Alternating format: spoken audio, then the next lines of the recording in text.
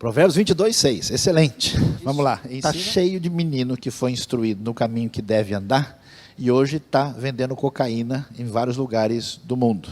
Aliás, eu tive recentemente na casa de detenção de menores, na Fundação Casa, num culto, para ajudar aqueles meninos, e aí comecei a aparecer os nomes, Isaías, uma boa parte é evangélico. Na detenção, a proporção de gente de igreja aí beira de 30% a 40%.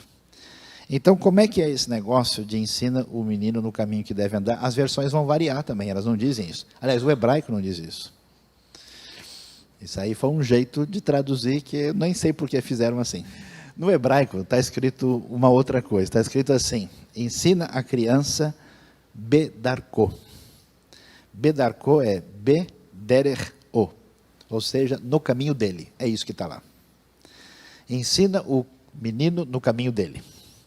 Esse dele, a gente tecnicamente chama isso de um genitivo. O que é o caminho dele? Aí surgem as interpretações, que são variáveis. Pode ser o caminho dele, ou seja, o caminho que ele deve seguir, ensina o caminho dele que ele tem que caminhar. Pode ser o caminho segundo os objetivos que se tem para ele. Por quê? Porque é essa a ideia do pai.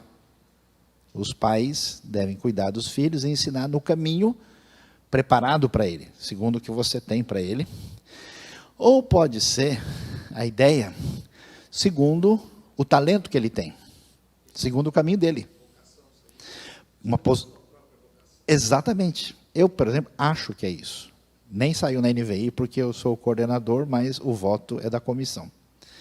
Talvez seja esse sentido. Qual que é o problema? Tudo que a gente lê na Bíblia, a gente acha que é uma coisa ligada diretamente à espiritualidade celestial. E não é o caso. A Bíblia é um livro muito prático. Tem 2.500 versículos na Bíblia falando sobre dinheiro. E 500 falando sobre oração. A Bíblia fala de administração, de vida, de uma série de coisas muito concretas, que a falta de consciência e compreensão traduz de uma forma totalmente diferente. O Salmo 23, por exemplo, né, tem o famoso refrigera a minha alma. Significa revigora as minhas forças. A ovelha não põe a alma no congelador, não tem esse sentido. A pessoa não entende direito o que significa. Até o assunto lá é ovelha. Então, não significa que a pessoa levando a criança para a igreja e levando para a escola dominical, que ele nunca se desvia. Porque a Bíblia sempre apresenta a ideia de que uma pessoa que faz parte da comunidade da fé pode se afastar dessa comunidade. Existe um negócio chamado apostasia, existe a figura de Judas Iscariotes, uma série de pessoas que eram dos nossos, mas não estão mais conosco. Então, o texto não é garantia de que se a criança vai para a igreja pequena, ela tá segura.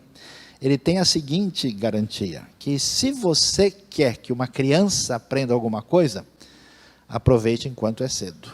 Porque depois de velho, o papagaio não aprende a falar. É verdade, o cara pode até se desviar, mas se ele aprender versículo quando é novo, dificilmente sai da cabeça dele. Ele até recita. Eu conheço a história de vários ladrões evangélicos, né? Que o sujeito foi sequestrado por um deles, então, e quando chegou lá, viu que o cara era crente, né? Rapaz, irmão.